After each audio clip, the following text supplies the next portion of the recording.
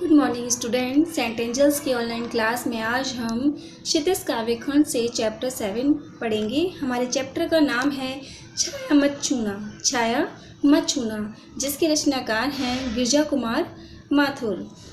आज हम अपने पाठ का लास्ट काव्यांश पढ़ेंगे, जिसमें हमने आपको बताया था कि प्रस्तुत कविता अतीत की स्मृतियों को भूलकर वर्तमान का सामना कर भविष्य का वर्ण करने का संदेश देती हैं। हमारे जीवन में सुख और दुख दोनों की उपस्थिति रहती है, अर्थात सुख और दुख दोनों का होना अनिवार्य है। दुख के बाद सुख निश्चित ही आता है और सुख के बाद दुख निश्चित ही आता है। तो इसमें ये बताया गया है कि अतीत की दुखद स्मृतियों में ही खोए रहना ही जीवन जीने का कोई उचित विकल्प नहीं है।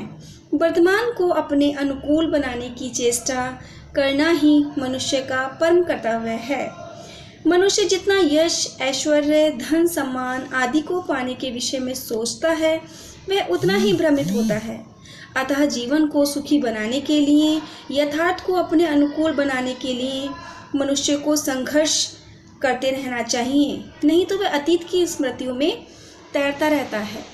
इस प्रकार हम अपने लास्ट काव्यांश में पढ़ा था। देखिए, फर्स्ट काव्यांश में हमने पढ़ा था, एक बार पुनरावृत्ति करते हुए आगे बढ़ेंगे। देखिए कि इसमें कुछ आशावादिता का संदेश देते हुए यहाँ पर कवि कहते हैं कि जीवन में कभी सुख आते हैं तो कभी दुख। जो समय बीत गया उसके सुखों को याद कर वर्तमान के दुखों को और बढ़ाने से कोई लाभ नहीं है, क्योंकि इससे हमारी समस्याएं कम होने के स्थान पर और अधिक बढ़ती हैं। माना कि जीवन में रंग बिरंगी सुहावनी यादें हैं, बीते दिनों के सुख भरे चित्रों की स्मृति के साथ साथ उसके आसपास की सुहावनी गंध चारों ओर फैली हुई है, लेकिन अब वो तारों भरी सुंदर रात बीत गई है। अब वो तारों भरी सुंदर रात बीत गई है। कहने का मतलब है कि सुख जो था वो अब चला गया है, लेकिन जो सुख की कुछ स्मृतियाँ थीं, कुछ यादें थीं, वो शेष रह गई हैं।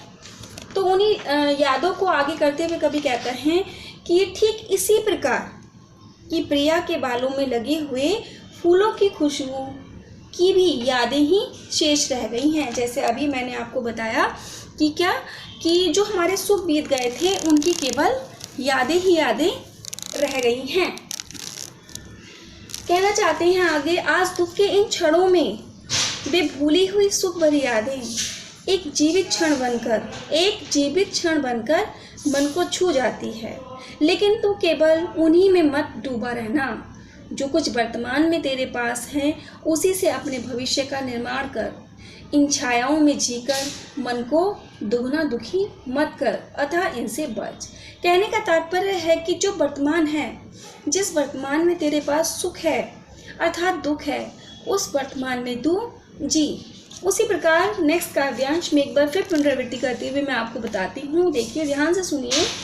जीवन में आशावादी दृष्टिकोण के साथ कुछ अपनाने की सीख देते हैं। सेकंड काव्यांश में कुछ अपनाने की सीख देते हैं। क्या देते हैं? कवि कहता है कि माना आज जीवन में न यश है और न वैभव है, न मान है न सम्मान है, और न दौलत है न धनी है, किंतु मनुष्य इन चीज़ों को पाने के लिए जितना उसके पीछे पड़ता है या दौड़ता है, वह उतना ही भटकता चला जाता है। बड़प्पन का एहसास भ्रम के समान झूठा है, और इसे पाने के लिए मनुष्य रेगिस्तान में भटके हिरन की भांति, जिस प्रकार हिरन जो होता है पूरे रेगिस्तान में घूमता रहता है या पूरे जंगल में घूमता रहता है, उसी प्रकार हर सुख की जो चांदनी रात है उसके पीछे दुख भरी काली रात भी छिपी होती है, और दुख भरी काली रात के पीछे सुख भी छिपा होता है।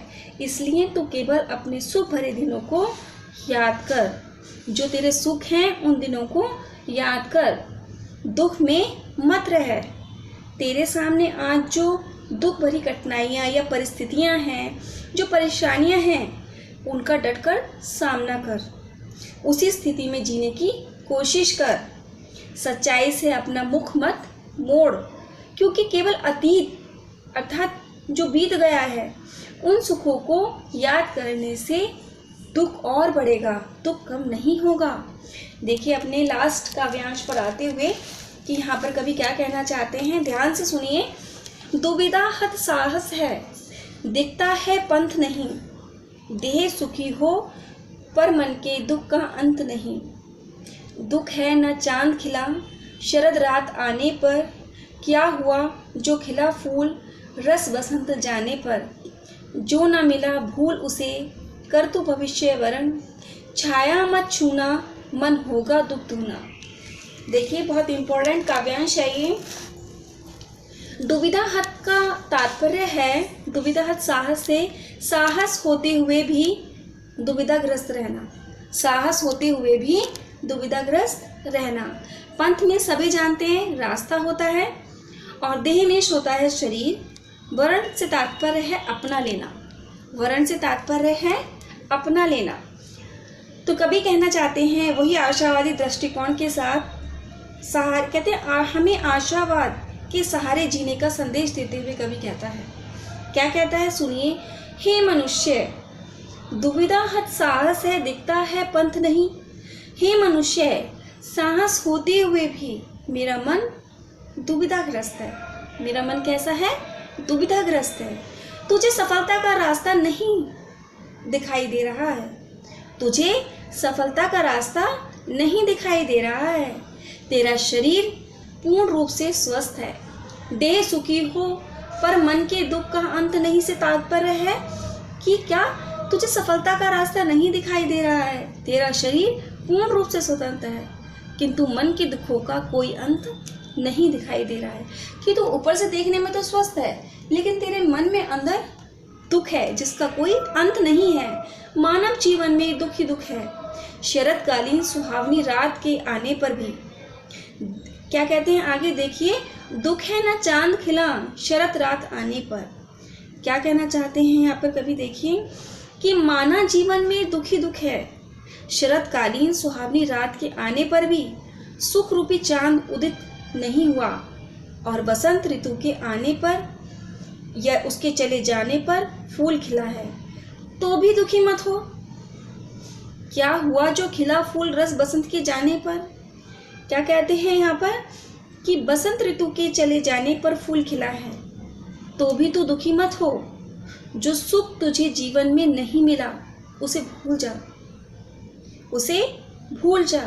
जो ना मिला भूल उसे कर तू भविष्य वरण। कि तुझे जीवन में नहीं मिला जो सुख उसे भूल जा।